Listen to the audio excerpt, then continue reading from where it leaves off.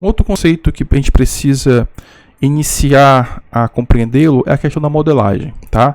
Isso serve para qualquer tipo de sistema, seja um sistema físico, em hardware, seja um sistema lógico, em software, tá? Então, quando você pensa em modelagem, a gente pode pensar em duas dimensões. Existe uma dimensão comportamental, que significa o quê?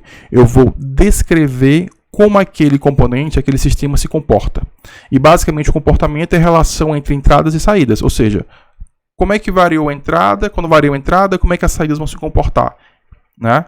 Isso é modelagem comportamental. Eu não estou preocupado com a visão interna do componente, mas com aquilo que externamente eu consigo visualizar.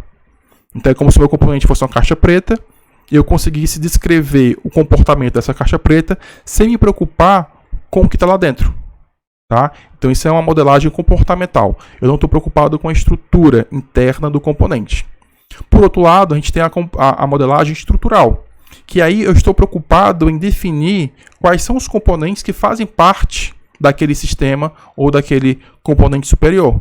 E eu vou ter que representar as conexões entre esses componentes, eu vou ter que entender como é que cada subcomponente funciona, né? E esses subsistemas e as primitivas entre eles, tá?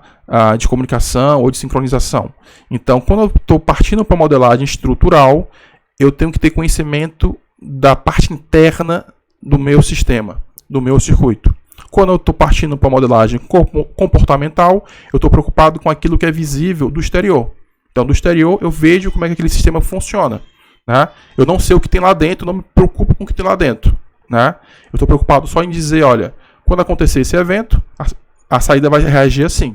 E na estrutura não. Na estrutura eu vou dizer, olha, esse circuito aqui, eu vou ter um circuito somador, eu vou ter aqui um registrador, eu vou ter uma porta lógica, uma porta I, uma porta SHA, e elas estão ligadas dessa maneira, e isso vai fazer o comportamento. Ou seja, a estrutura faz com que o comportamento ele apareça naquele componente. Mas eu posso modelar um componente sem preocupar, sem pensar em como é que ele vai ser implementado, né? E aí pode ser que uma ferramenta automática pegue aquela descrição do comportamento que eu criei para aquele sistema e ela vai, utilizando as suas propriedades, construir uma estrutura para aquilo. Então são duas abordagens que elas aparecem muito em VHDL, né? É claro que quando você pega uma abordagem comportamental, você está entregando para a ferramenta que faz, né, essa síntese da estrutura a responsabilidade de criar uma estrutura que seja ótima, que funcione corretamente, né? Quando você parte para uma modelagem estrutural,